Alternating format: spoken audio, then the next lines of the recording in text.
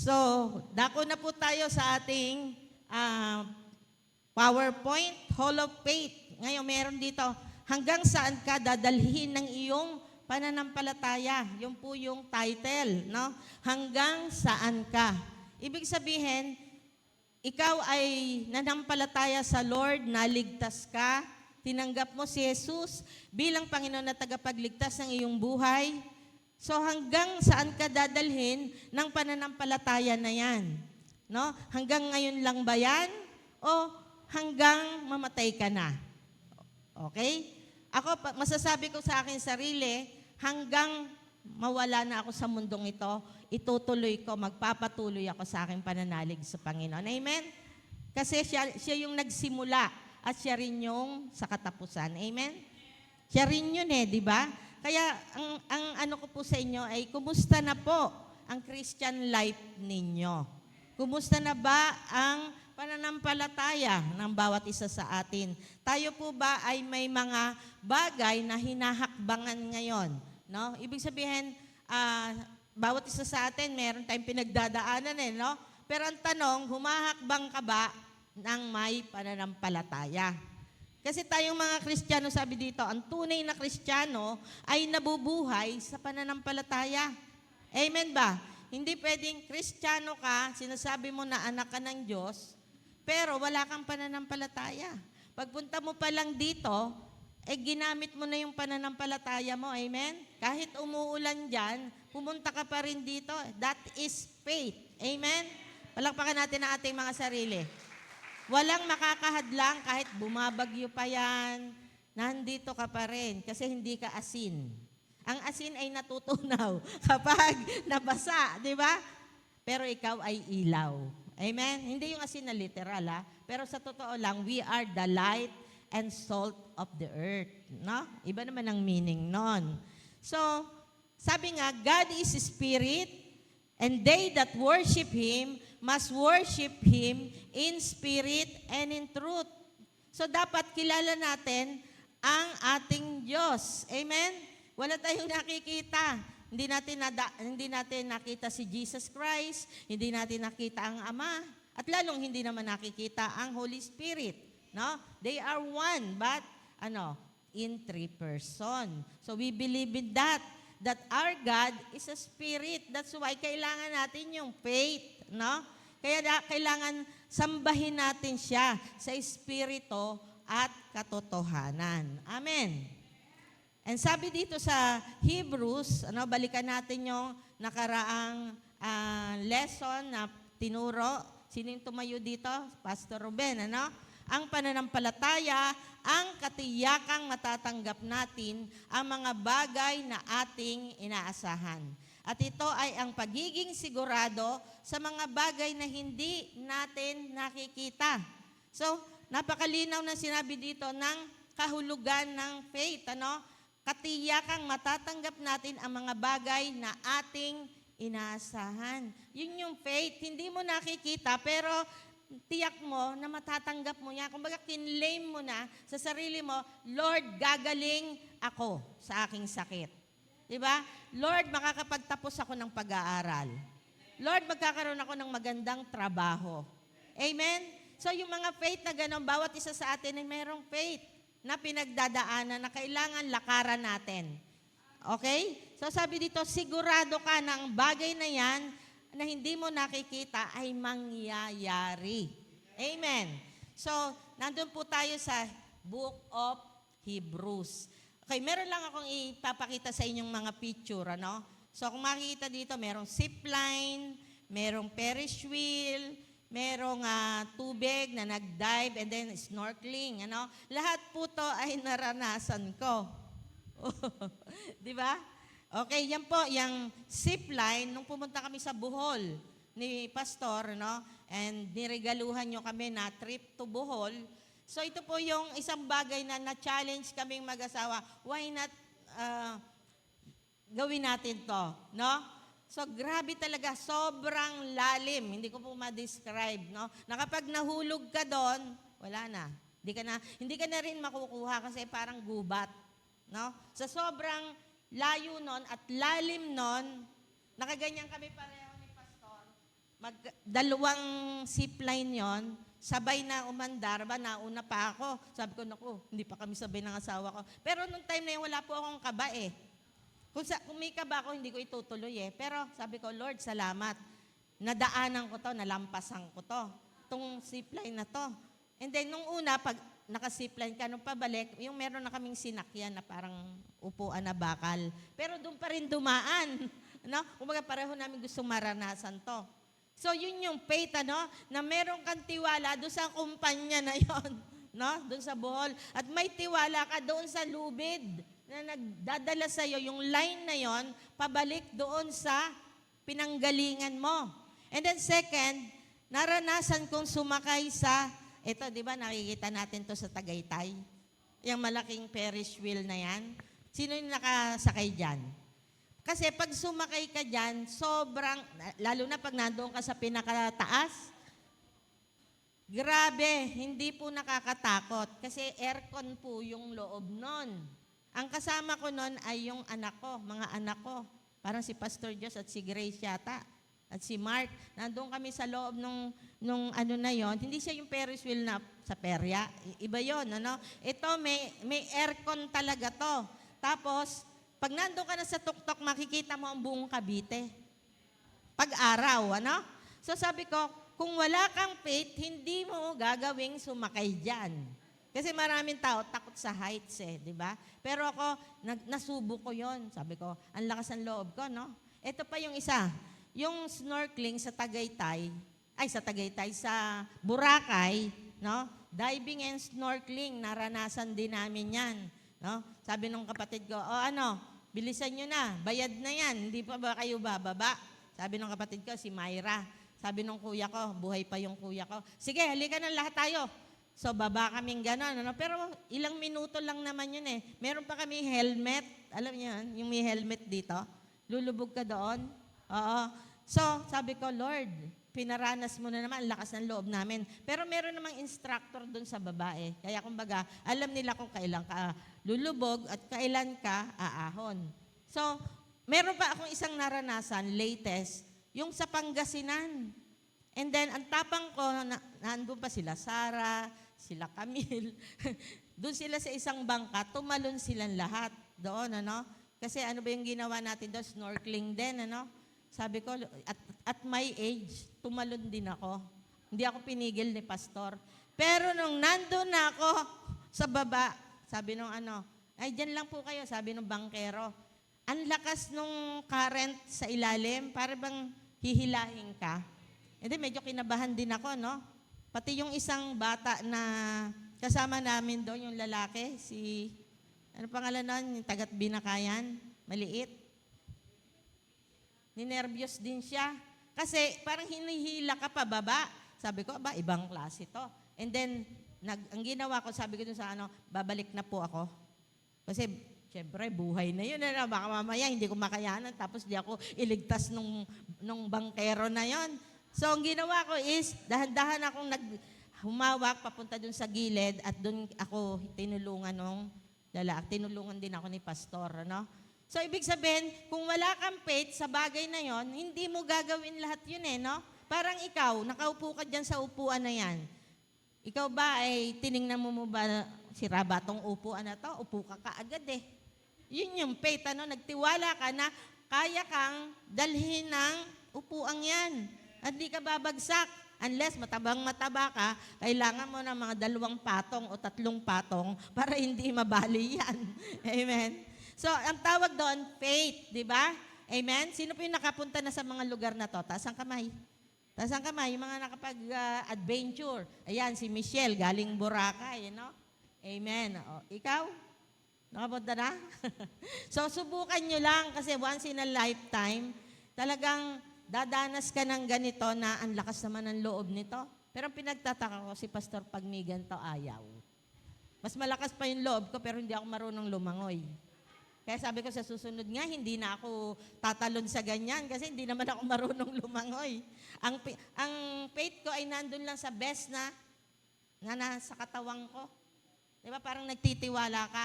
Ganon din ang gagawin natin pag nagtitiwala tayo sa Panginoon. Ang sabi nga, and without faith, it is impossible to please Him. Kung walang pananampalataya, hindi matutuwa, magagalak ang Panginoon sa buhay mo. So, kailangan pala everything na gagawin mo, may faith, no? For whoever would draw near to God must believe that He exists and that He reward those who seek Him. Ibig sabihin, naniniwala ka, lumalapit ka sa Diyos, dapat naniniwala ka na may Diyos. Amen ba? Oh, pupunta ka dito pero iba yung motibo mo. Nandito ka lang pala dahil nandyan si crush. Wow. Nandito ka lang pala kasi nandyan yung mga friend mo. O niyakag ka lang ni leader. Di ba? So dapat ang motive mo, nandito ka, lalapit ka kay Lord. Amen? And sabi nga doon, He reward those who seek Him. Ang ganda nito yung verse na to eh. Tandaan natin, God exists. May Diyos. Amen? Hindi mo man nakikita pero God exists. Amen? Yan ang lagi mong ilagay sa isip mo. In simple word, God is widely understood, next na tayo, as the supreme, all-powerful creator and ruler of the universe.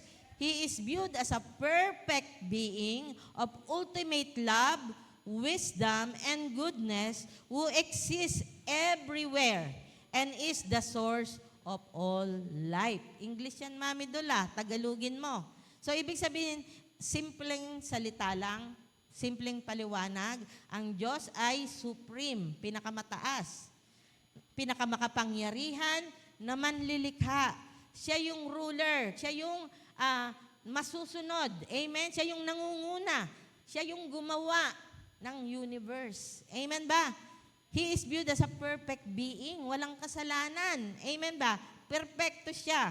Ultimate love, wisdom, and goodness who exists everywhere. Kahit saan ka nandoon, nandyan ang Diyos. Kahit nasa ilalim ka ng kuweba, pwede kang manalangin. Kahit nasa eroplano ka, pwede kang manalangin. Kahit nasa CR ka, pwede kang manalangin. Amen. Dahil siya ay everywhere. At siya yung source ng buhay natin. Amen? So, maalala natin, balikan lang natin ng kaunti sa pinag-aralan nung na last week, merong gallery of men and women of faith. At 3 yung binanggit doon. Si Abel, he offered to God a more acceptable sacrifice than Cain. Di ba? Ibig sabihin, bakit tinanggap ng Diyos ang handog ni Abel? Di ba? Ang sakripisyo ni Abel kaysa sa binigay ni Cain. Kasi bakit? Ang tiningnan ng Diyos doon, hindi yung binigay, kundi yung puso ng taong nagbigay. Amen. Nandoon yung honoring, respect, binigay niya yung first fruit ng mga hayop. Binigay niya yon, yung walang blemish, walang mancha, walang defect, hindi bulag, yung hayop na yon, yung pinakapanganay at pinakamatabang guya ang binigay ni Abel sa Panginoon. Well, si Cain, ang binigay niya lang ay mga kung ano-anong prutas lang dyan. At ang puso ni Cain ay punong-puno ng jealousy. Di ba? Punong-puno ng inggit at galit sa kapatid niya. Kaya after that, pinatay niya yung kapatid niya. Amen? So, makikita natin, Abel become one in the whole of faith. Amen? And Enoch, he walked with God, close, faithful relationship with God. Si Enoch, di ba? Si Enoch, hindi siya namatay. Kinuha na lang siya ni Lord ng buhay. Bakit? Kasi ganyan sila ni Lord. No? He walked with God. Amen? Pwede pala yan, hindi mamamatay yung tao. Kukunin lang ni Lord ng buhay. Okay? Dahil sa pananampalataya ni Enoch. Si Noah, alam natin, kilala natin si Noah. A righteous man, blameless among the people of his time, he walked faithfully with God. Amen? And he built a massive ark that saved his family. So, ilang taon na nilikha ni Noah yung ark na yon. Ilang taon? 100 taon. And then, sinasabi niya sa mga tao, maghanda na kayo, darating ang paghuhukom ng Panginoon. Kaya kailangan, bago dumating yon, pumasok na kayo sa ark, pero hindi naniwala ang mga tao. Mag-repent na kayo sa inyong mga kasalanan at pumasok kayo sa ark. Pero lahat sila, walang sumunod, kundi ang pamilya ni Noah. Kaya nung panahon yon, naghanda si Noah ng mga hayop, pares-pares, babae at lalaki. Diba? Kaya po hindi nawala yung mga hayop. Kasi merong natirang mga hayop na nagparami. Amen? At yung mga tao noon, natira yung pamilya ni Noah. No? 8 sila. Kasi may mga partner na rin yung anak niya. May mga napangasawa na rin. Kaya doon nagsimula uli yung pagdami ng tao. Okay? And ngayon, pag-usapan natin si Abraham and Sarah. So dati, ang pangalan ni Abraham ay Abram. At ang pangalan ni Sarah ay Sarai.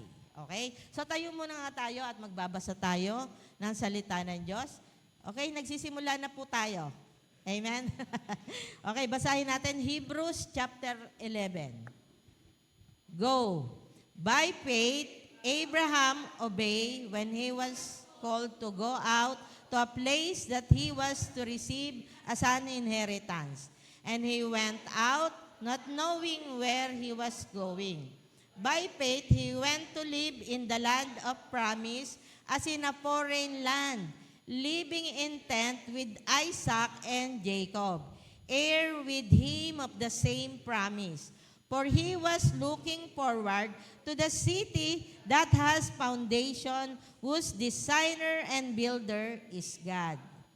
Next slide, patuloy pa rin tayo. By faith, Sarah herself received power to conceive, even when she was past the age, since she was considered him faithful who had promised. Therefore, from one man, and he in him as good as dead, were born descendants as many as the stars of heaven, and as many as the innumerable grains of sand by the seashore. Pagpalain ng Diyos ang mga salita niya. Sige po, makakaupo na po tayo. Grabe, no? So makikita natin dito, no? Abraham and Sarah. Ito yung couple na matindi yung faith, no? Pero nung una, nagka-problema din no? Kasi sabi dito, technically, a woman can have a baby at any age, provided she has a functioning uterus. Ibig sabihin si Sarah to, di ba? Ito yung matinding pagsubok dito. 90 years old si Sarah and 100 si Abraham, ano? And sabi ng Diyos, magkakaanak ka. Simula sa araw na ito, pagbalik ko, sa 1 taon, may anak ka na. At anong ginawa nila? Tumawa sila. Tumawa sila, di ba? Sabi dito, natural conception typically ends around menopause, 45 to 55 years old. So, ibig sabihin, pagdating ng 45 to 55 years old, ang babae ay humihinto na sa panganganak. Bihira na lang po yung menopausal baby na 50 years old na nanganak pa. Diba? Delikado na rin. So, sa babae, makikita natin, hindi na pwede. Diba? Si Sarah, 90. So, ibig sabihin, talagang hindi na pwede, no? Kumbaga, ano na yon, tuyot na. And then, men, ang fertility niya gradually begins to decline starting around age 35 to 40. Ang baba pala ng ano nyo, no? Mga men, yung fertility nyo. So, ibig sabihin, mag-asawa na yung mga wala pang asawa dyan, nasa 30 na. Sino yung mga 30 na dyan? Malapit na mag-30. Ay, nako. Mag-isip-isip na, no? Kasi, sabi dito, 35 to 40, di ba? Doon pa lang nagde-decline yung inyong fertility.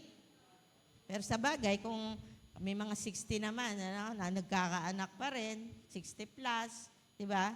Pero bihira na lang yon. Kaya ngayon, dapat wise ka rin, ano? May mga babae nga na 35 na, ayaw pa mag-asawa, di ba? Pag gano'n, pinagtutulakan namin, huy, magpakasal na kayo. Ano pa yung ginagawa? Ano bang inaantay nyo? Magkasala. So, hindi kami against sa relationship. Ano? Kapag alam namin na okay na, prepared na, pareho nang tapos ng college, may trabaho na, ano pang reason para hindi kayo magpakasal, di ba? So, ganun kami dito. Hindi yung kukontra pa kami. Kukontra kami kapag estudyante ka. Amen? O mga estudyante, hindi muna ha. Magtapos muna ng pag-aaral. Amen? Okay. So sabi dito, 100 taong gulang na si Abraham nung pinanganak si Isaac. Okay. Sinabi ni Sarah, pinatawa ako ng Diyos. At kahit sinong makarinig ng tungkol sa nangyari sa akin, ay matatawa rin. Oh, di ba? Pag sinabi, Nanay Maggie, magkakaanak ka next year. Sasabihin ni Nanay Maggie, wala nga akong asawa eh. At itong age ko, 80 na. Paano pa ako magkakasawa? And then, kukwento ni Nanay Maggie kila Nanay Pat, and then tatawa din sila. Di ba? So, totoo nga naman na matatawa ka doon sa ganong sitwasyon dahil hindi na dapat, ano?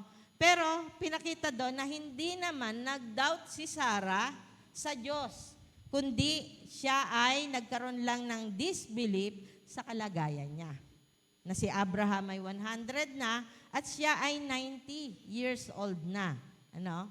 In Hebrews 11:8-12, explain that true faith means obeying God when you do not know where you are going. Ito naman sa side ni Abraham, si Abraham kasi, ang utos ng Diyos sa kanya, pumunta ka from Ur, pumunta ka doon sa Haran.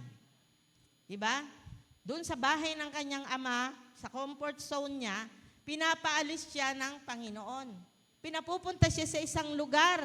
Kaya sabi dito, true faith means obeying God even when you do not know where you are going. Di ba? Naranasan niyo ba yung ganyan na sinasabi sa iyo ni Lord, pumunta ka doon, pero ayaw mo. Lord, anong gagawin ko doon? Wala akong alam. Kung gusto ko, makita muna yung blueprint. Gusto ko, saan ako tutuloy doon? Okay ba yung lugar na yon? Pag gano'n, walang faith. Pero si Abraham, sumunod sila sa Diyos di ba? At it highlight Abraham and Sarah who trusted God to give them a new home and a child. Kasi pangako ng Diyos yun di ba? Amen? Yung promised land, yung Kanaan. Kasi from Ur, mamaya papakita ko sa inyo yung mapa, from Ur, to Haran, to Kanaan, to Egypt. No? Ganun ang paglalakbay ni Abraham. New home and child even when it seemed impossible. So, matindi talaga si Lord, ano? Pag nagbigay ng utos, kailangan may malaking pananampalataya ka. Amen? Kailangan nandun yung obedience. Hello? Hindi pwedeng paghiwalayin yung faith and obedience. Amen. Bago ka susunod, it takes faith to do it. Marami kaming experience na ganyan, ano? Nakita namin sa aming buhay, Lord, bakit nandun kami nakakilala sa Manila? Pero bakit dinala mo kami sa iba't ibang lugar? At nakarating kami dito sa Cavite. At nakarating kami sa Bali Cathedral. Na yung pala dito pala kami magiging pastor. So hindi mo maintindihan, yung may mga word sa akin ng Lord, mamaya ipapakita ko sa inyo yung mga word na binigay ng Panginoon sa akin, sa aming mag-asawa, na until now, pag binalikan mo is, Lord, ito pa rin yung word mo sa amin. Hindi ka pa pala tapos sa amin. Yung palang pagpunta-punta namin sa iba't ibang lugar, ay pwedeng gawin mo pa uli sa edad naming ito. Uy, aalis ba kayo, Mami Dol, Pastor? Ay hindi natin alam, nasa kamay ng Diyos yan. Amen? Siyempre, kung may successor ka na, di ba? Pwede na. Anak, may successor ka na. Lipat kita ng ibang lugar. Amen. So, gagawin mo ba yan? Susunod ka ba? Amen? Pag sinabi sa'yo, tama na yan. Comfort zone na yan. Ang dami nyo na, nabigay nyo na lahat yan, na-mentor nyo na lahat yan. Dadalhin ko naman kayo sa ibang lugar na kailangan kayo. Amen? Sabi dito, number 1, faith obeys God. Amen? Faith obeys God. In verse 8, God told Abraham to leave his home for a new land. Parang ang hirap nun, ano? Nakatira na kami sa Labak, Lord. Dadalhin mo naman kami dito sa 13. Amen. Nagpapastor na rin po kami noon sa Palangge. Pero, Lord, parang wala yung 2 years lang kami sa Palanggi May ini-impress sa amin si Lord Sabi nga ni Kuya Pit, pumili ka. Pumili kayo. Lalakad kayo sa tubig o dito kayo sa luma. And then, nag-uusap kami ni Pastor Ruben noon Sabi ko, para sa akin, doon tayo sa bago. Doon tayo sa bago. Kasi dito, na-disciple na sila Amen? Marami ng pastor ang dumaan dito At kahit walang pastor, tatayo yung simbahan na yun Kaya sabi ko, doon tayo sa pinapagawa ng Lord. Yung pala may nagpe-pray sa amin. Itong grupo nila, Chody, ni Cecil. Sino pa ba yung mga kasama mo, Chody, na nagpe-pray noon? They are praying for a pastor. Ay, ang lakas pala nito kay Lord.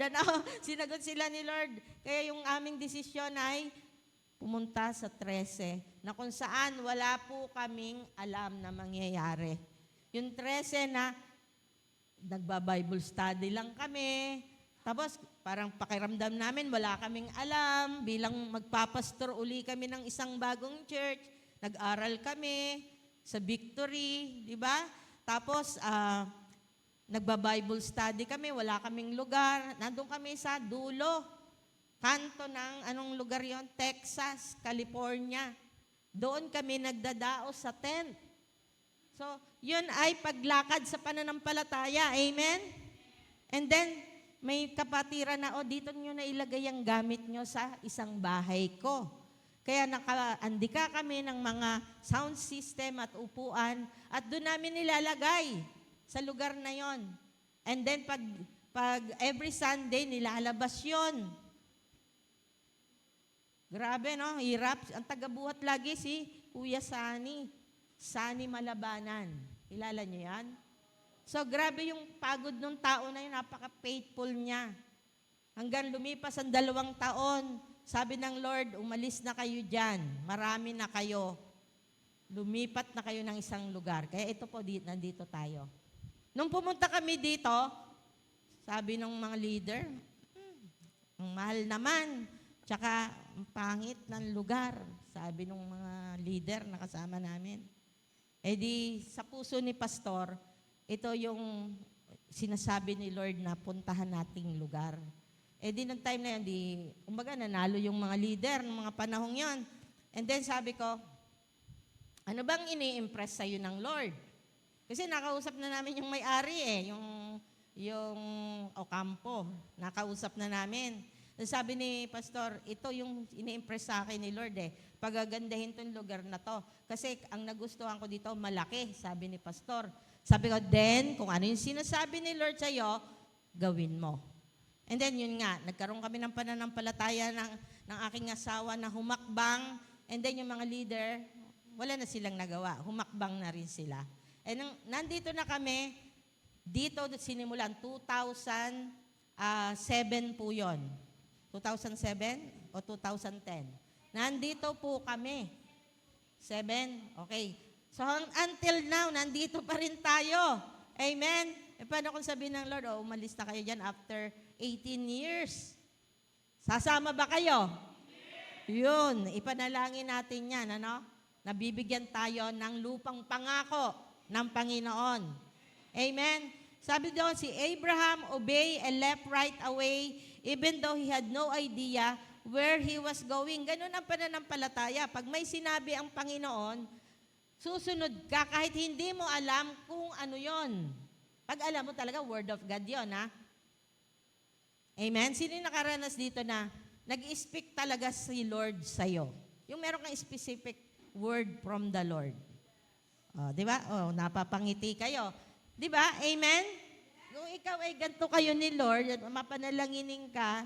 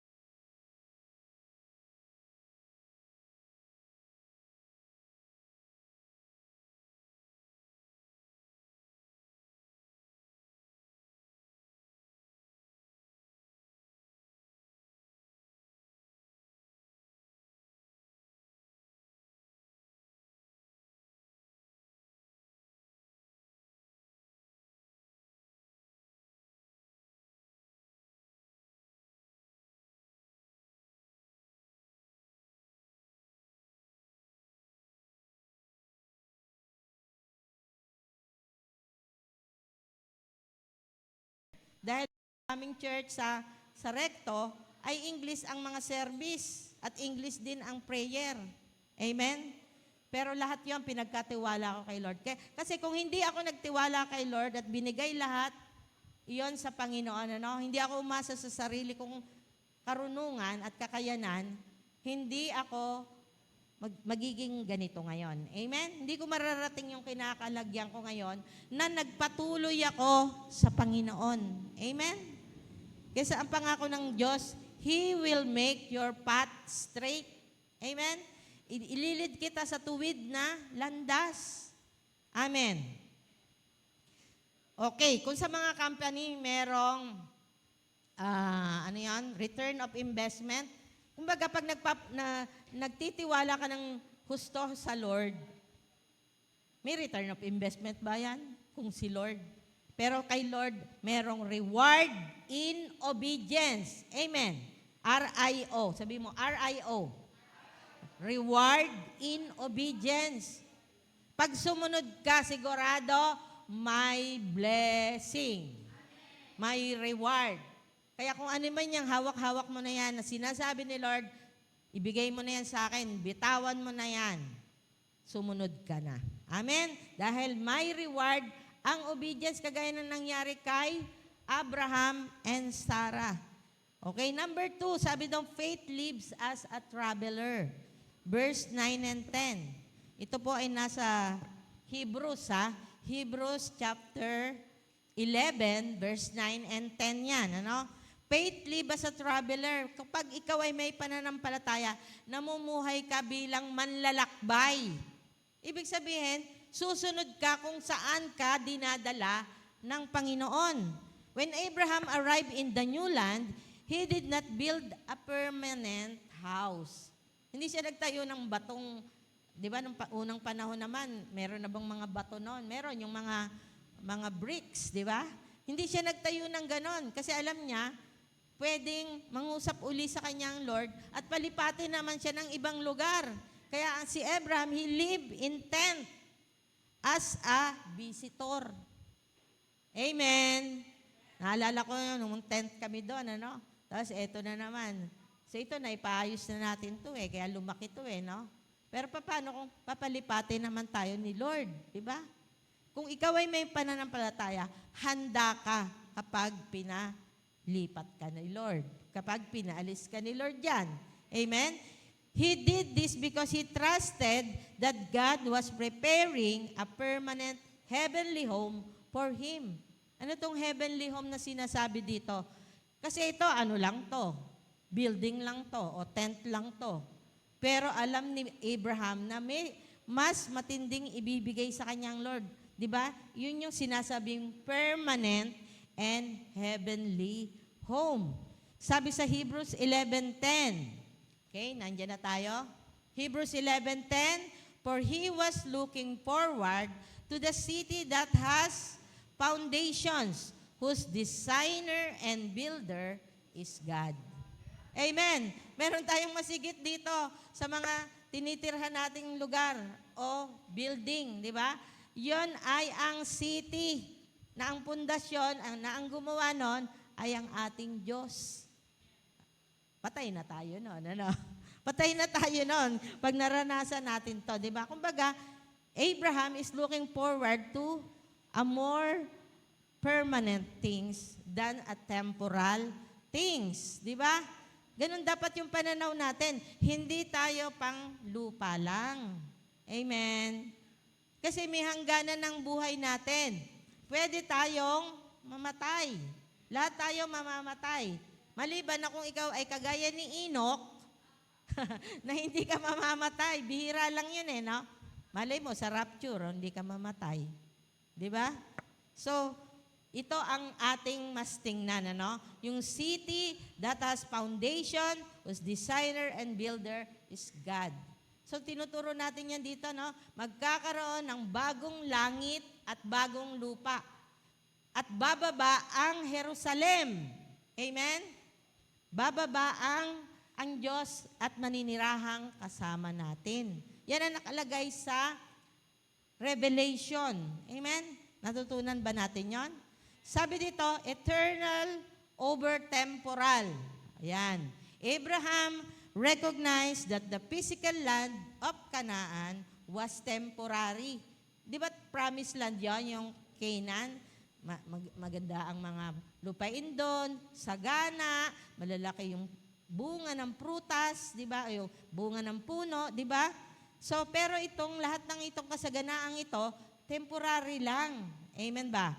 Sabi doon, his ultimate hope was placed in the eternal kingdom of God rather than worldly possession or earthly cities.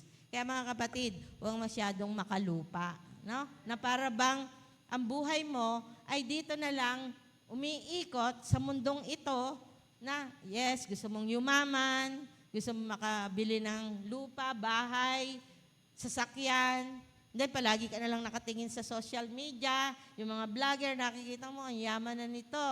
Pero saan nila kinuha yung pera na yon? Hindi naman kaya bigay ni Meta yon. Diba? Yung iba nagsusugal na. Hello? Yung iba nagpo-promote na ng sugal.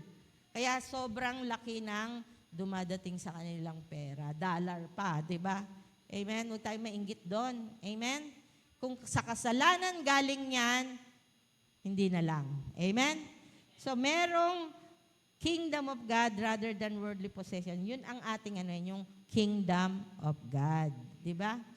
So, tingnan natin yung Abraham's journey, Isang lang.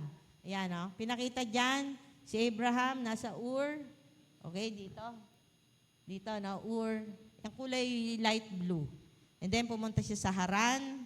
Pinapunta siya ni Lord, And then, punta siya ng Canaan. And then, Egypt. Diba? Yan po yung Abraham's journey.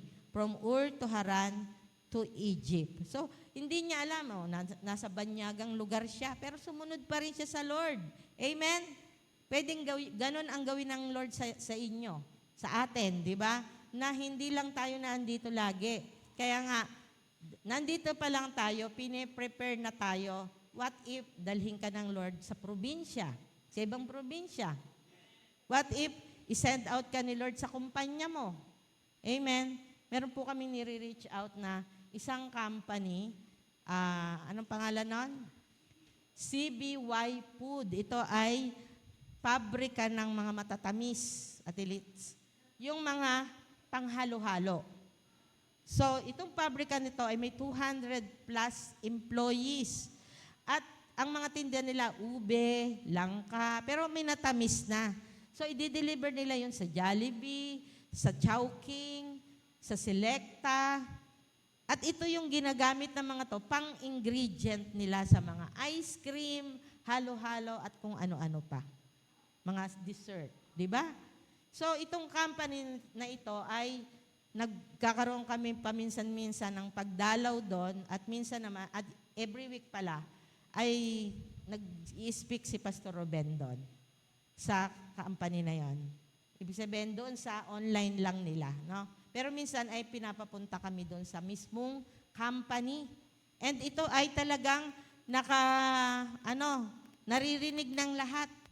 No? Ibig sabihin may speaker, loudspeaker. Habang nagtatrabaho mga employee, naririnig nila yung word of God. At ito ang kakaiba doon sa company na yon, doon sa boss na yon. Every day may Bible study. Wow, grabe. Kaya ba natin yon? Once a week nga lang, hirap na tayo, di ba? Twice a week. Sila every day. Grabe, sabi ko, napakatindi ng faith ng babae na to. Kasi, biruin mo, hindi na, expenses nun, di ba? Kami, pag ini-invite nila kami, papupuntahin kami doon. Siyempre, gasolina, bibigyan kami ng love gift. Tapos, meron pang ibang mga manggagawa silang iniimbitahan doon, na talagang nakakommit doon. Amen?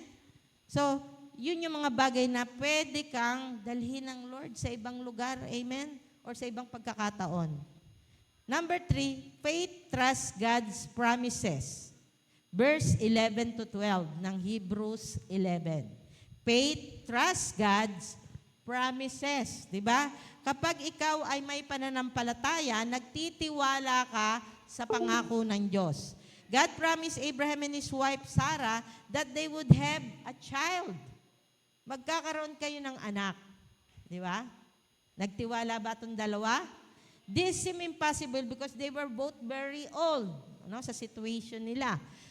Sarah trusted God and received the power to have a baby.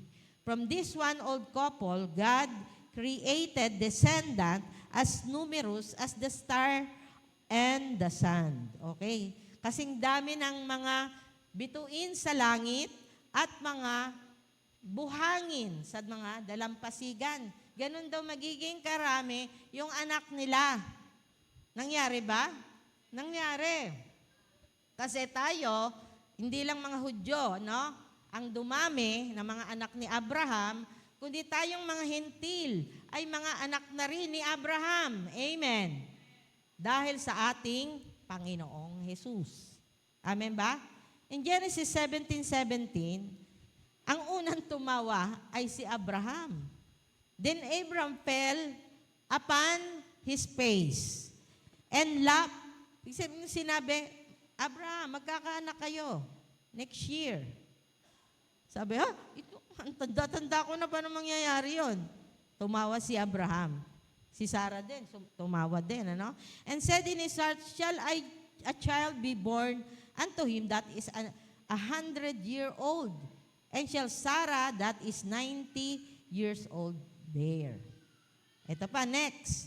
Sabi ni Sarah said, after I am worn out and my Lord is old, shall I have pleasure?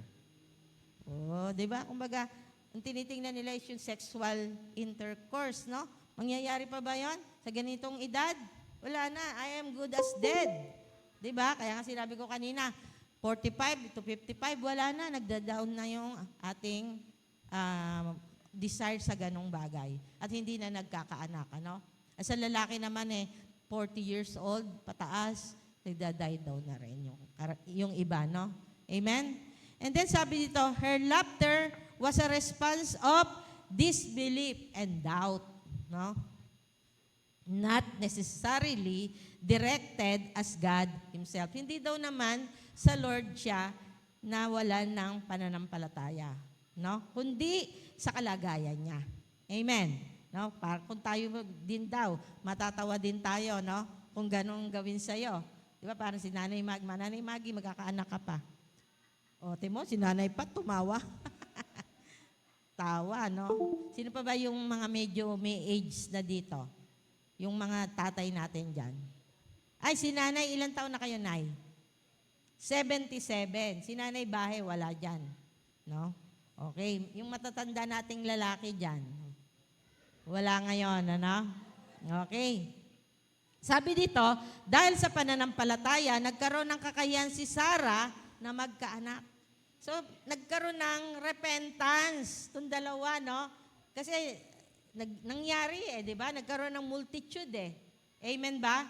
So, nagkaroon ng anak through Isaac. Siyempre, may ibang usapan yung Isaac. Next week yon. Amen. Abangan nyo next week si Isaac. Amen. May kasunod to. Hindi ko ipipreach yun. No? Hanggang dito lang ako. Sabi dito, dahil nanalig siya sa natutuparin ng Diyos ang pangako niya. Amen. Dahil yon sa pananampalataya ni Abraham at Sarah. Walang imposible sa Panginoon. Amen. So, what God cannot do, ano ba yung hindi kayang gawin? Sabi dito, He cannot lie. Ibig sabihin, pag may sinabi ang Diyos, maniwala ka. Kasi hindi siya nagsisinungaling. Tama ba? Sino ba ang sinungaling?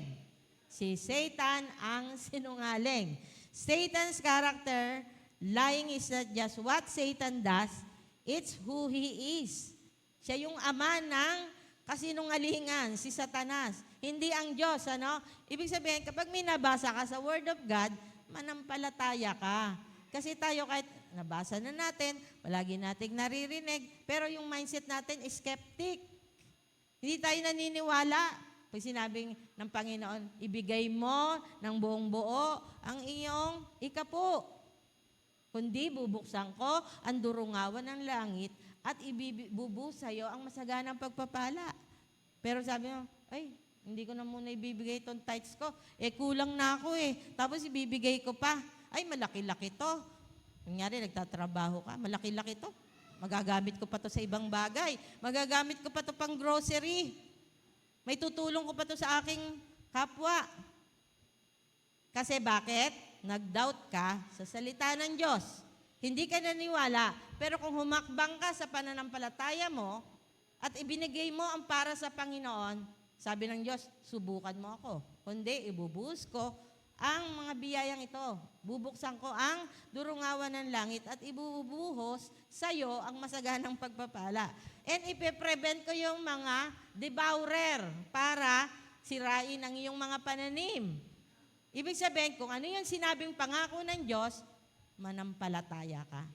Lord, ito na lang ang pera ko, pero ibibigay ko ang aking ikapu. E then, nung binigay mong ganon, siyempre, wag ka naman, Lord binigay ko ikapu ko. I-bless mo ako gawin mo tong 100-fold, Lord.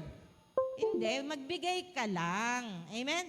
Wag yung kondisyonan mo si Lord, no? Alam ni Lord ang gagawin niya kapag nakita niya yung puso mo, na ikaw ay sumunod sa Kanya at nanalig ka sa Kanya, na ang Diyos ang magpo-provide ng lahat ng pangangailangan mo. Kami, ang ginagawa namin kasi, no? Every year, nagbibigay kami ng aming first fruit, no? Ayan, ang ayaw sundin ng marami, no? Ay, hindi, hanggang tithes lang ako, hanggang offering lang ako. Hindi ko kaya yung first fruit. Subukan mo kaya, no? Kasi, kami, nung una, hirap din kami magbigay ng first fruit.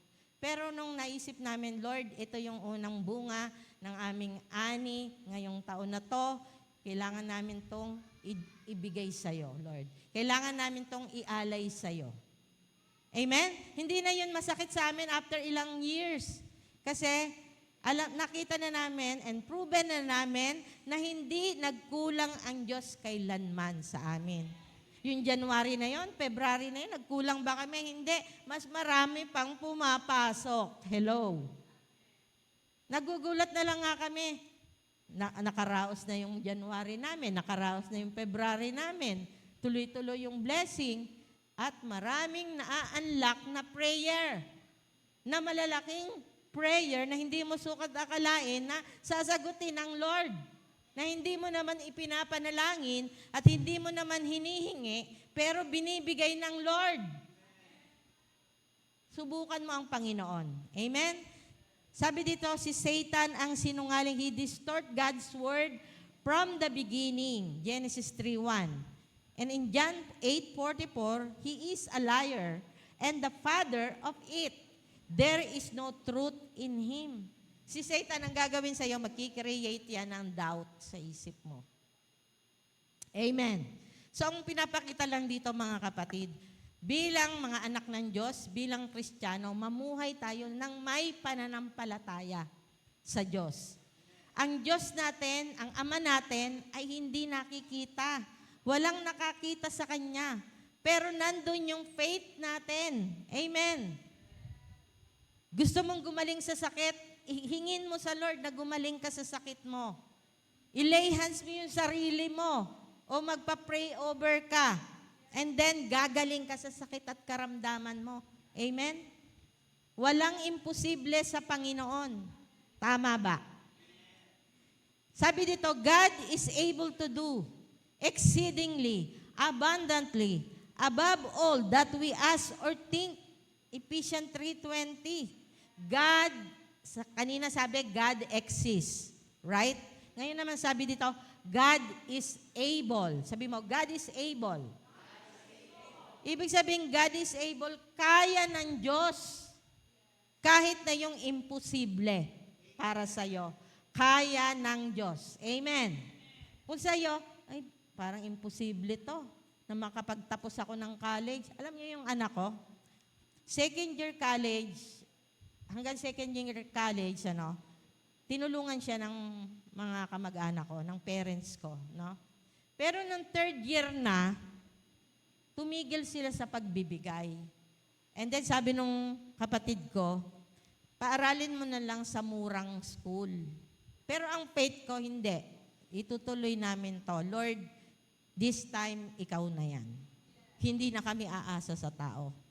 Diba? Nakapagtapos nga ang anak namin from kinder, mga anak namin, from kinder to elementary to high school, may mga tumulong. Siyempre, of course, Bali Cathedral, di ba? Product ng TBCA yung mga anak namin. Malaki ang naitulong, ang gobyerno tumulong.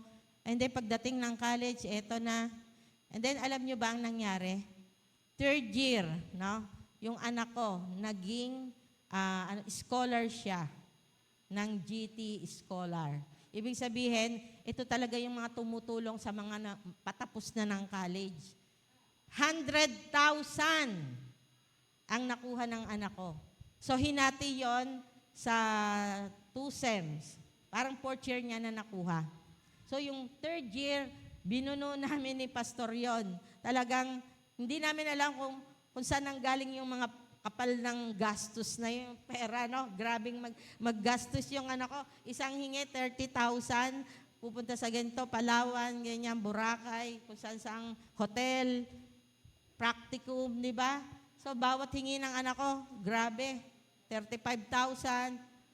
Grabe, Palawan, ganyan. Sabi ko, grabe si Lord. Amen? Si Lord yun eh. Kasi saan ang galing yun? No? Na ang Diyos ay hihipo ng mga tao para, ito, nagpadala ko sa iyo ng ganito. Ito, may blessing dito sa ganito. Amen? And then, ang anak ko ngayon, nakatapos na. Gagraduate na siya sa August 20 sa Soler Hotel. Amen? At siya po ay gagraduate cum laude. Amen. Palakpakan natin si Lord.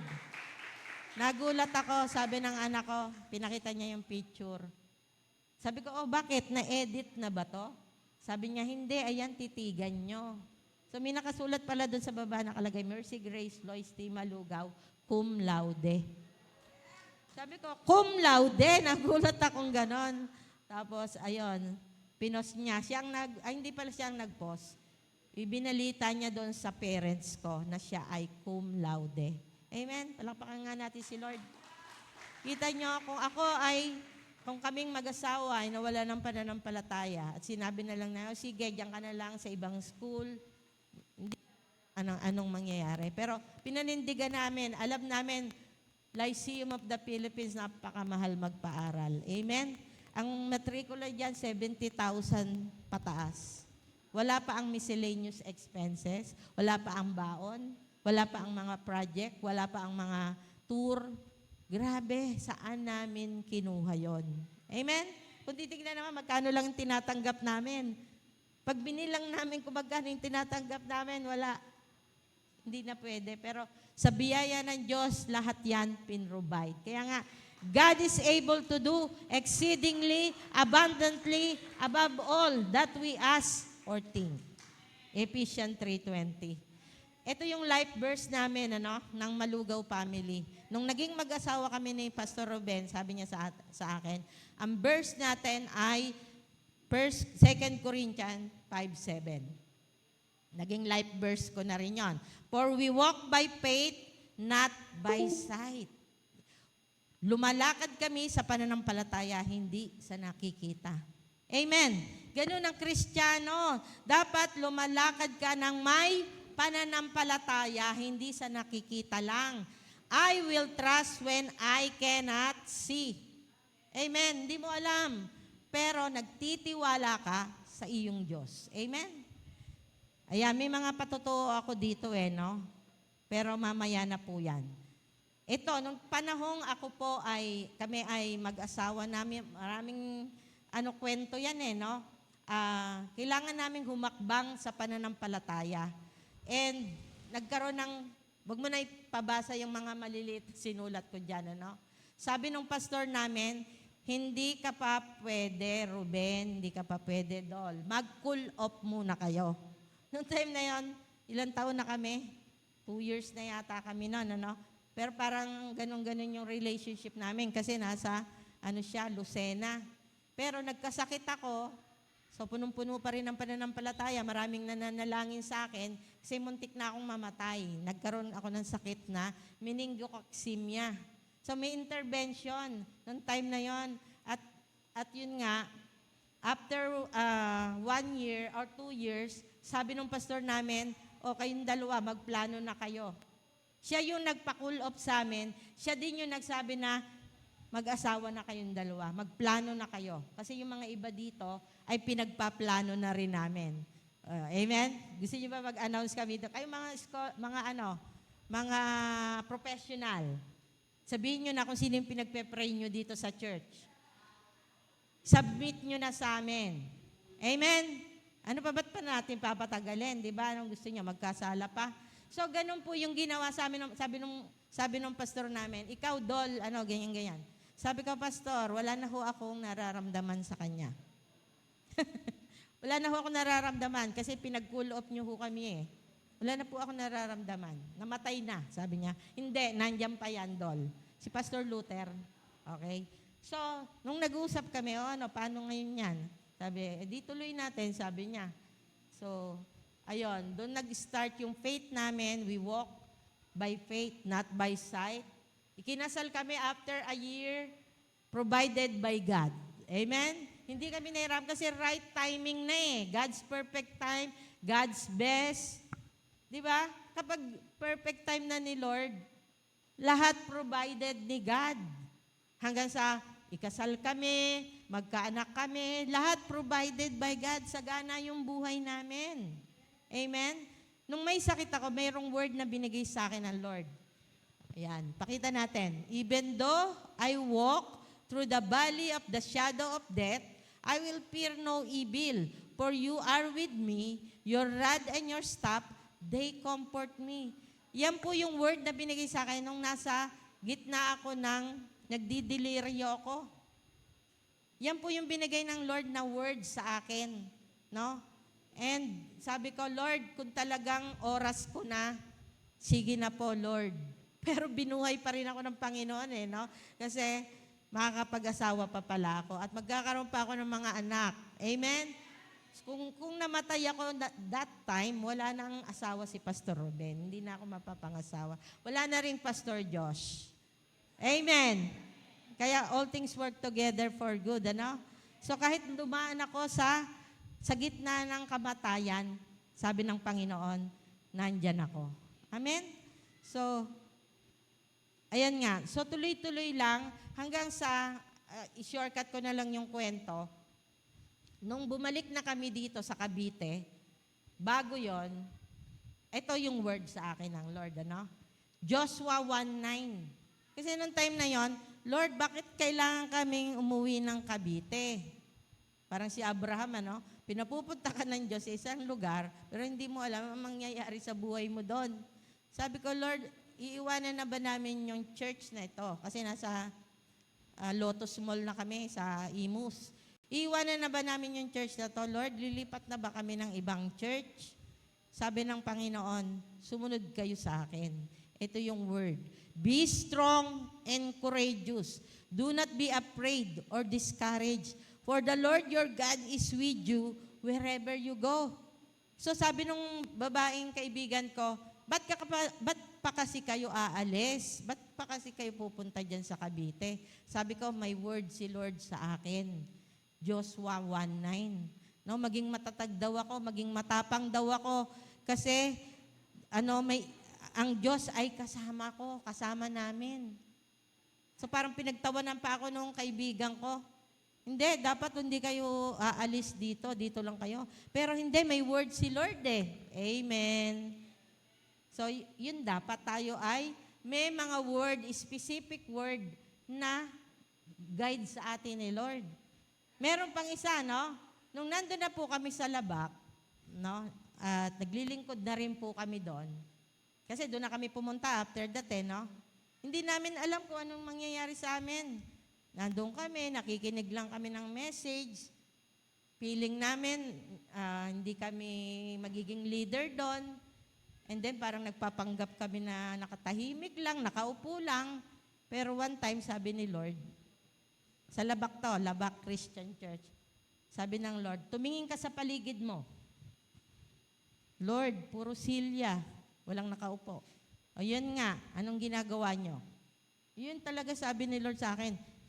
Pinakita niya yung mga silya na puti na walang nakaupo at iilan lang ang tao sa Labak. Alam mo sabi ng Lord, anong ginagawa nyo? Noong time na yon, dinadala na kami ni Pastor Tang sa 13. Nagpapasama siya sa amin na, uy, sama naman kayo. May Bible study kami sa 13. Kaya kami nakarating ng 13 dahil sa pag-invite ni Pastor Tang. So, ibig sabihin, yung pala yung pinapagawa ng Lord sa amin na, noong time na yon, sa biyaya ng Diyos, glory to God, yung sinasabi ni Bishop Lita na maraming Bible study sa Labak. Bago kami dinala sa 13, lumago ang Labak. Amen, sa biyaya ng Diyos. Maraming na-raise na leaders. Ayan, si Ate Ruby, isa na yan. Ternate yan, di ba? So, iba't ibang, hindi lang doon sa Naik kami nagpunta. Pumunta rin kami sa Maragondon, sa Ternate, sa Naik. At sa mga iba-ibang probinsya, ay nakakapagpalabas kami ng Jesus Film. Grabe yung buhos ng Holy Spirit noong time na yon. Bata pa si Pastor Josh noon, mga 7 years old. And then Mark David is mga 5 years old. Wala pa si Grace. Pag nagbubuhat kami ng mga sound system, meron kaming tricycle, yung mga anak ko tumutulong pa, ang liliit pa nila. No? Bata pa lang, talagang naglilingkod na rin sila. Amen. Doon na pinanganak si Grace sa Labak. And then, nung time na ilang taon kami sa Labak, nakatulong kami doon, dinala naman kami ng Lord sa Palangge. No? Parang pag ganun-ganon, Labak, Palangge. And then, nung nasa Palangge na kami, naka 2 years kami doon, sabi ng Lord, step out of the boat and walk into the water. Ito yung word. Ito yung word ni Lord. Di ba? Step out of the boat and walk into the water. Parang si Peter, di ba? Sinabi ng Lord, umalis ka dyan sa boat, lumakad ka sa tubig. And then, lumalakad na gano'n si Peter, bigla siyang nag-doubt, kaya lumubog siya. Amen? Lumubog siya. So, ito yung word na napakalakas ng dating. Noong time na yun, may nagpipreach na foreigner. Noong time na yon, nagpe-pray na kami, saan po ba? Saan po ba kami, Lord? Noong time na yon, sabi ng Lord, step out of the boat. Ibig sabihin, umalis ka dyan sa comfort zone mo at manampalataya ka sa akin, sumunod ka sa akin. Doon po na-birth yung 13. Amen. Paano kung hindi kami umalis doon sa boat, doon sa church na yon? Iba na ang mangyayari, no? Walang 13 siguro. Amen. Kaya napakahalaga na meron tayong word from the Lord. Amen. Meron tayong sinusundang word from the Lord. Amen. Pati yung pag-aasawa ko nga nag-i-speak si Lord Sabi ng Lord sa akin, yan ang mapapangasawa mo. Si Ruben Malugaw. Para akong si Sarah. Napatawa. Parang si Sarah tumawa, no? Hindi naman yan, Lord. Ayoko niyan. Noong time na yon, napupunta yan ng Labak na tumutulong doon sa UCCP. Sabi ng Lord, yung lalaking yan ang mapapangasawa mo. Grabe, no? Sabi, tapos ikaw nagkokontra ka, tumatawa ka, ay hindi yan, Lord. Amen. Sabi dito, dapat walang doubt kapag may sinabi sa iyo si Lord. Doubt is a feeling of uncertainty, disbelief, or lack of confidence about something. No? Alisin natin yung doubt. Pag mayroong binigay na word sa iyo ang Lord, lumakad ka dun sa word na yon. Amen? Sundan mo lang, kahit hindi mo lang, ano ba mangyayari sa akin sa dulo nun? Parang gano'n na nangyari sa buhay namin Amen? So, still ba gagamitin pa rin namin itong mga word na to sa ngayon? Yes, gagamitin pa rin namin dahil ito yung word of the Lord sa amin. Amen? Maring sinasabi ng Lord, Ruben, Dol, step out of the boat and walk into the water uli. Amen? Kasi sabihin ni Lord, do not be afraid, do not be discouraged, for the Lord your God is with you wherever you go. Yung pa rin no? Yung pa rin yung word Naalala ko to si Gary Valenciano, no? Kilala natin si Gary Valenciano. Malapit na po tayong matapos, ano? Gary Valenciano is a devout, born-again Christian. He and his wife accepted Jesus Christ into their lives in 1985. Since then, he has been a prominent inspirational artist, releasing Christian album, and performing for international evangelistic ministries like the Billy Graham Evangelistic Association. So si Gary, alam natin to, no? Christian siya since 1985, pati yung asawa niya. Pero ano yung pagsubok ni Gary? Meron siyang diabetes. Amen. At naoperahan siya sa puso at sa kidney. Grabe, nung pinapakinggan ko yung patotoo ni Gary Valenciano, ang tindi ng, hanggang ngayon buhay pa si Gary. 14 years old pa lang siya, may diabetes na siya. At umaabot sa 700 ang sugar niya. Grabe, naoperahan siya sa puso dahil may bara, and then naoperahan siya sa kidney.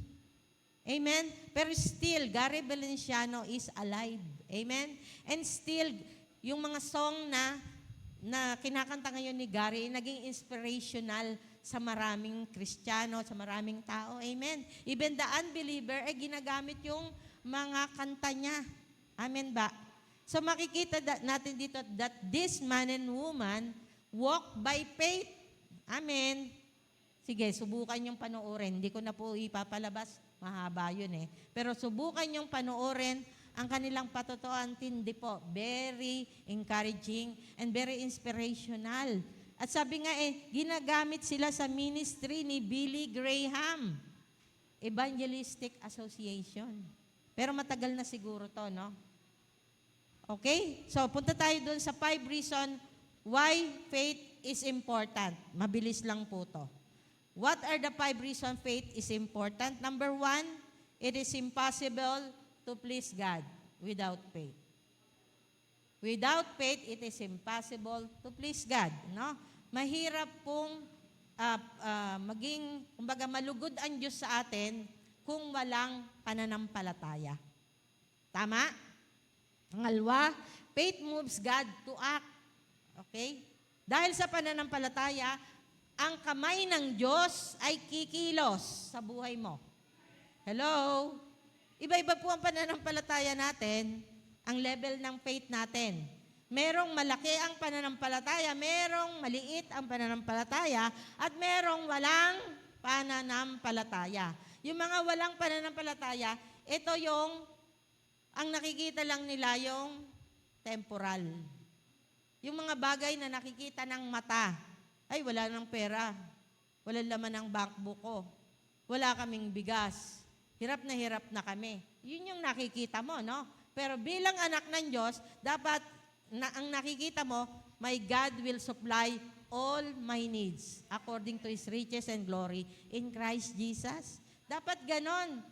Kapag hindi ka nagbabasa ng Biblia, wala ka talagang pananampalataya.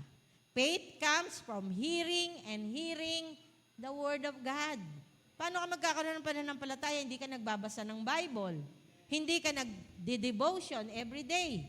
Hindi ka nakikinig ng mensahe. Amen? Hindi ka dumadalo ng prayer meeting. Hindi ka dumadalo ng online prayer meeting. Hello? Kaya yung buhay mo, puro hirap ang nakikita mo. Puro negative. Tama?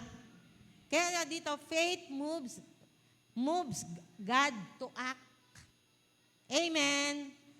Faith strengthens people during trials.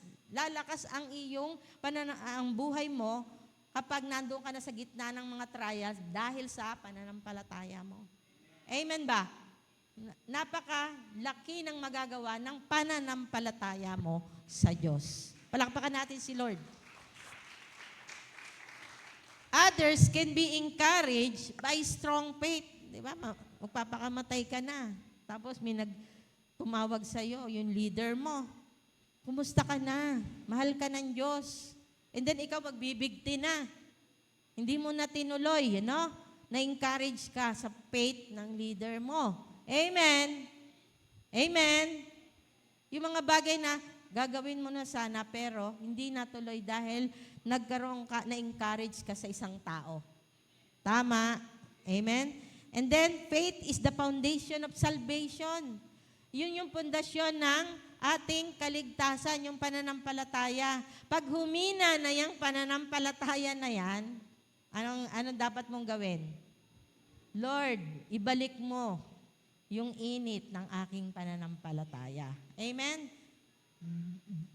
Bring back the joy of my salvation. Prayer ni David yun no? Ibalik mo yung kagalakan ng aking kaligtasan. Amen? Minsan parang, ano ba itong buhay na to? Puro na lang ganito.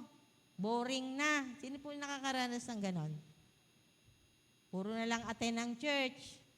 Sa paglilingkod, nawawalan ka na ng gana. Amen? Kasi bakit? Nawawalan ka na ng faith. Hindi ka na sumasama sa mga malalakas ang faith. Sumama ka sa malalakas ang faith. Sumama ka sa mga taong nag-i-encourage, naglilingkod. Pero ang lagi mong kasama, yung laro ng game. Yung laging wala sa church. Hello? Sumama ka sa amin ni Pastor.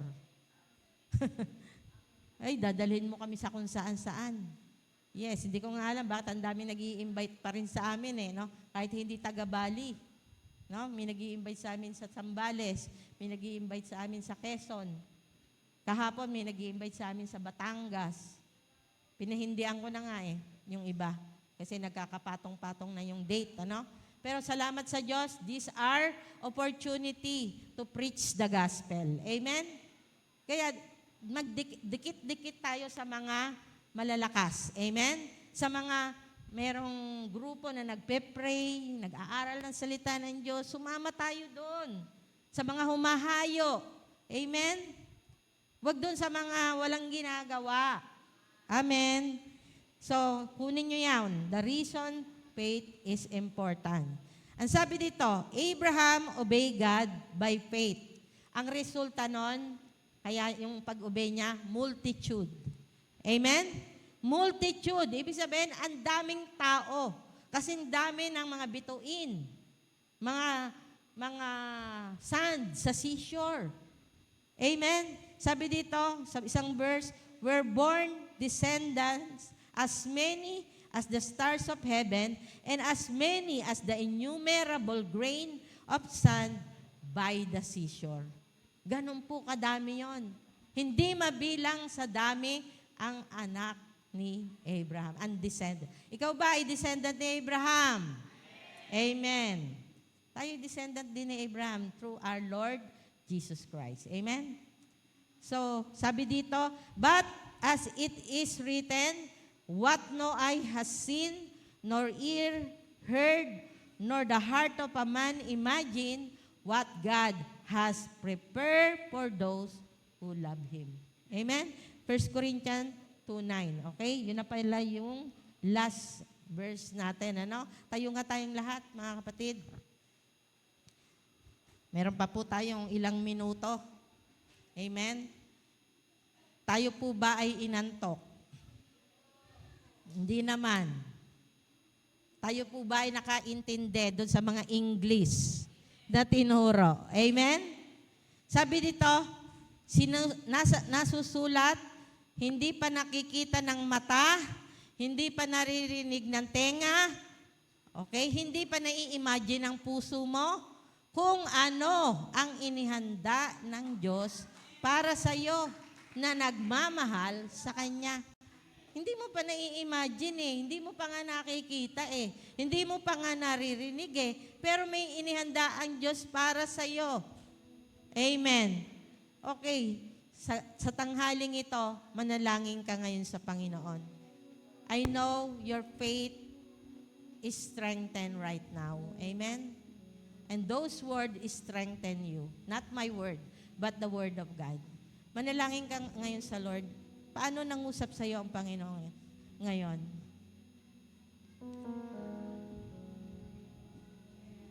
Saan ka dadalhin ang iyong pananampalataya, kapatid? Kung ikaw ay anak ng Diyos, mamuhay ka ng may pananampalataya. Walk by faith, not by sight.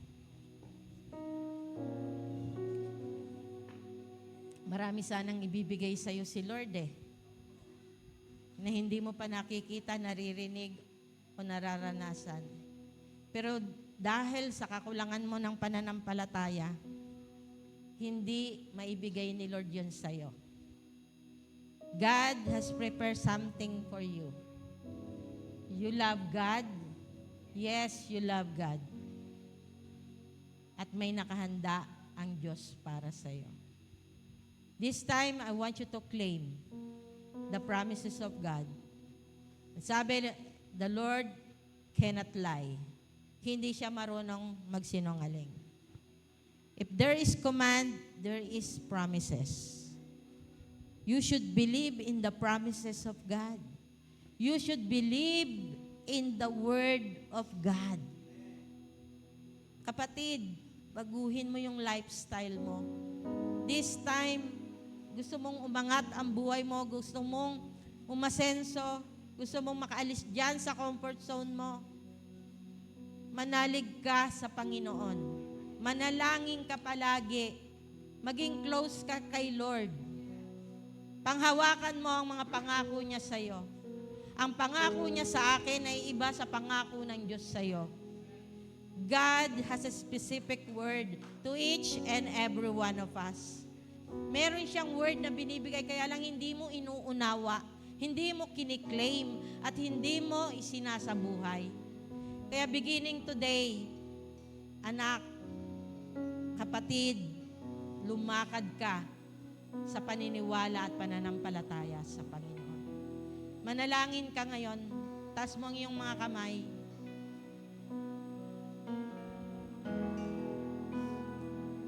Suko mo lahat sa Lord ngayon. Anong humahadlang sa mga bagay na dapat ay ibibigay sana sa iyo ni Lord? Kapatid, ibitawan mo ang mga bagay na sagabal sa buhay mo. Na ayaw ng Panginoon na ituloy-tuloy mo yan. Na gusto ng Lord, isuko mo yan, bitawan mo yan. Pero ayaw na ayaw mong bitawan. Kapatid, subukan mong bitawan, manalig ka sa Lord. Pagkatiwala mo sa Panginoon yan. At makikita mo, mag-iiba ang buhay mo. Mararanasan mo yung breakthrough. Breakthrough sa buhay mo. Breakthrough sa finances. Breakthrough sa emosyon. Breakthrough sa lahat ng bagay. Magiging matagumpay ka. Magiging winner ka, more than conqueror. Hindi ka na muling magkakasala. Ibibigay ng Lord yung desire ng heart mo. Yung hindi mo hinihingi, ibibigay ng Panginoon. Kapatid, ang goal ng mensahe ito ay lumakas ang iyong pananampalataya. God exists and God is able. Amen? God exists and God is able. Kaya niya kahit anong sitwasyon ng buhay mo, kapatid. Kagalingan, kalakasan, mahabang buhay, kasaganaan, kayang ibigay ng Panginoon. Hallelujah. Magpasalamat ka sa Lord. I-claim mo yan. Gaano man kalaki yan o kaliit yan, isuko mo lang yan sa Panginoon. Hallelujah, Lord.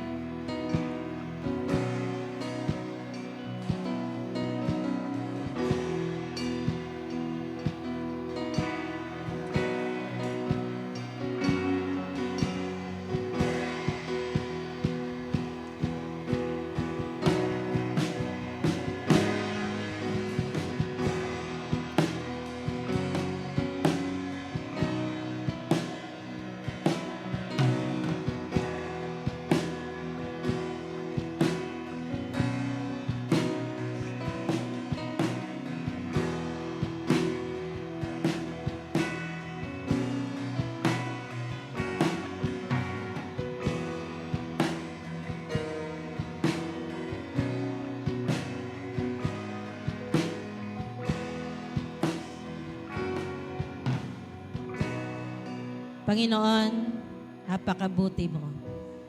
Pinalakas mo kami ngayong oras na to, ngayong araw na to, Panginoon. Patawarin mo kami sa mga disbelief namin, Lord. Sa mga pag-aalinlangan namin sa iyo, sa disobedience namin sa iyong mga salita. Lord, patawarin mo kami. Patawarin mo kami sa katamaran namin, Lord. Patawarin mo kami sa pag-aalinlangan namin sa iyo. Patawarin mo kami kung kami skeptic sa iyong mga salita. Baguhin mo ang isip namin. Baguhin mo ang puso namin, Panginoon. Handa kaming magpabago, Panginoon. Lord, gusto namin spend yung buhay namin na may pananalig sa iyo, na nagtitiwala sa iyo, hindi sa sarili naming kaalaman at kakayanan. Salamat, Panginoon. I-guide mo kami. I-guide mo ang bawat isa mga anak mo narito, Panginoon. Pagpalain mo po sila, Lord. God, salamat po. Bigyan mo kami ng pananampalataya na kahit kasing liit ng mustard seed, Lord. Alam ko yung mustard seed na yan ay lalaki gaya ng isang mayabong na puno. Panginoon, salamat po sa iyong mga salita. Pinupuri ka namin, sinasamba ka namin, dinadakila ka namin, tinataas ka namin. Hallelujah. You are our Creator. You are our Redeemer. You are our salvation. You are our great provider. You are the one who heal us. Our Jehovah Rapha. Our righteousness. Our banner. Hallelujah. You are our refuge in times of trouble, in times of need. Salamat po, Panginoon. Ikaw ang kagalingan namin. Ikaw ang kalakasan namin. Mamuhay kami ayon sa kalooban mo. Pinupuri ka namin, Panginoon. Yes, God. Hallelujah. We give you praise. We give you glory. We give you honor. In Jesus' mighty name we pray. Amen.